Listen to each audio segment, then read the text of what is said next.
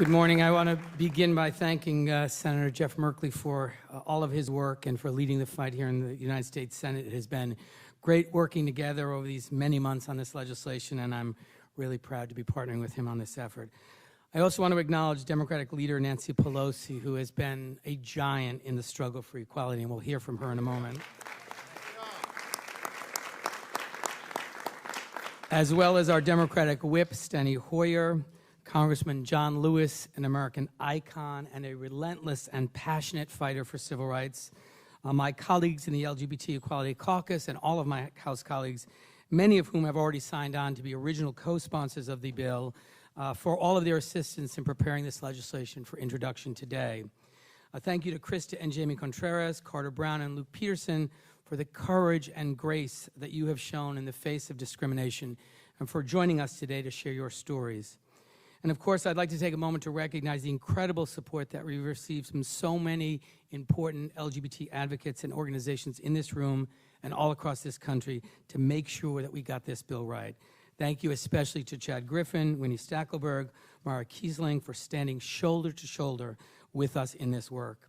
I also want to thank the members of my staff for all of their work, especially Sarah Trister, who devoted so much to this effort. Last month, the Supreme Court of the United States held that LGBT Americans are entitled to the same marriage rights and responsibilities of all other Americans. And while this is important and historic progress toward full equality, there's much work left to do. Today, in most states, an LGBT person can get married on Saturday, post photos of their wedding on Sunday, and they get fired from their job or thrown out of their apartment on Monday just because of who they are. Today, in most states, it's still legal to discriminate against LGBT Americans in the areas of employment, housing, public accommodations, education, or other core areas of day-to-day life. This is completely wrong. Americans do not support discrimination. Fairness and equality are core American values and part of the very reason for our nation's founding. And it's critical that we affirm these values by passing a bill that guarantees LGBT Americans the same rights and protections as all other Americans.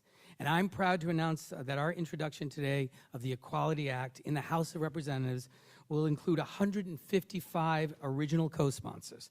And I'm grateful.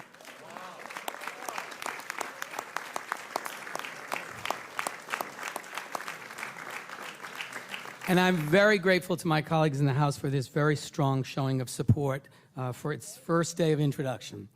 The Equality Act is a common sense piece of legislation that gets to the core issue of equality by expanding the Civil Rights Act of 1964 and other existing laws to ensure that LGBT Americans can live their lives free from discrimination. Specifically, it will prohibit discrimination in public accommodations, federal funding, education, employment, housing, credit, and jury service, core areas of day-to-day life where it is currently legal in many states to discriminate against LGBT Americans. Some might wonder why we're taking this approach, to introduce a comprehensive anti-discrimination bill, rather than the approach that we've taken in years past with ENDA and other piecemeal bills that would ban discrimination in one area or another. The answer is that our country is in a different place today, and momentum is on our side. Just 10 years ago, the United States Senate came within a dozen votes of passing a constitutional amendment to discriminate against same-sex couples. But today, public support for marriage equality and equal rights under law is stronger than ever. Partial equality is not acceptable. It's time for a comprehensive bill that protects LGBT Americans from discrimination in all aspects of everyday life. And discrimination against LGBT Americans is real. And every day, millions of LGBT people face the danger of losing their jobs, being kicked out of their homes, or being denied service. Don't take my word for it. Here are the facts. 63% of LGBT Americans report having experienced discrimination at some point in their lives. 56% of lesbian, gay, bisexual people have experienced discrimination when trying to get health care, and 70% of transgender Americans report the same.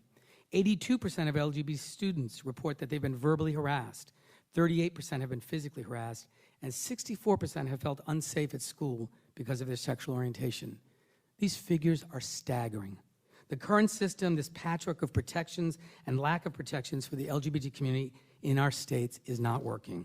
Discrimination, bigotry, and intolerance should have no place in the United States of America in 2015. And it's time for Congress to stand up and prohibit discrimination against someone because they're lesbian, gay, bisexual, or transgender. want to close by noting just how humbling it is to be standing here today with all of these great colleagues to introduce the Equality Act in this room, the LGBT room, named for the country's 34th president, Lyndon Baines Johnson, who signed the Civil Rights Act of 1964 into law. In November of 1963, just days after he took office, President Johnson addressed our nation and promised that he would continue the work President Kennedy started to fight for full equality. President Johnson told the nation, and I quote, "We have talked long enough in this country about equal rights. We've talked for more than 100 years. It's time now to write the next chapter and to write it into the books of law." My friends, the time has come for us to stop talking about full equality for the LGBT community and start writing the next chapter in the books of law. I look forward to our work both in the House and the Senate. Thank all of my colleagues, and now very pleased to turn things over to my colleague in the Senate, the outstanding Senator Tammy Baldwin.